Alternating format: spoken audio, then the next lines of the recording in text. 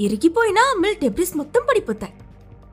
మరోవైపు డానీ వాళ్ళ నాన్న అతని చిన్న కొడుకు ట్రేని తీసుకుని ఏం జరిగిందో తెలియక డానీని సేఫ్ గా తీసుకురావడం కోసం డైరెక్ట్ గా పేపర్ మిల్ కి వెళ్లాలని బయటకొచ్చి చూస్తే అక్కడ వీళ్ళ స్కూల్ బిల్డింగ్ సగం ఇరిగిపోయి ముక్కలు ముక్కలే. స్కూల్ గ్రౌండ్, బస్సెస్ అన్ని ఇరిగిపోయి కనిపిస్తాయి. డానీ వాళ్ళ నాన్న ట్రే ఇద్దరు కార్ ఎక్కి అక్కడి నుంచి బయలుదేరుతారు. అలా కొంచెం కొంచెంగా ఊర్లోకి వెళ్తూ ఉంటేనే వీళ్ళకి తెలుస్తుంది అక్కడున్న ఇళ్లన్నీ కూలిపోయి వీళ్ళ నగరానికి భయంకరమైన డ్యామేజ్ జరిగిందని. ఇది చూసి వీళ్ళు భయపడుతూ ఉన్న సమయంలో వీళ్ళకి ఒక కుక్క అరుపు వినిపిస్తుంది. అది వీళ్ళకి బాగా పరిచయం ఉన్న ఒక పెద్దయిన పెట్. ఈ కేయాస్ కి మధ్యలో అది ఒంటరిగా నిల్చునుండడం చూసి ఆ పెద్దాయనికి ఏమైపోయిందో అని వీళ్ళు భయపడి కంగారుగా దిగి వెళ్లి చూస్తే పాపం సుడిగాలి విసిరి కొట్టేసిన కారులో ఆయన ఇరుక్కునుంటాడు. ఆల్రెడీ ఆ కారు ఒకవైపు వాలిపోయి ఉంటుంది. అందులోనూ ఈ పెద్దాయన సీట్ బెల్ట్ కూడా స్టక్ అయిపోయి ఉండడం వల్ల బయటికి రాలేకపోతుంటాడు. ఆయన్ని కనిపెట్టిన డానీ వాళ్ళ నాన్న ఇంకా ట్రే వెంటనే కత్తి తీసి ఆయన సీట్ బెల్ట్ కట్ చేసి ఆయన రక్షిస్తారు. ఆయన ఓకేని తెలుసుకున్నాక మళ్ళీ వీళ్ళిద్దరూ స్పీడ్ గా బండెక్కి మిల్ వైపుకి వాళ్ళ ప్రయాణం కంటిన్యూ చేస్తారు.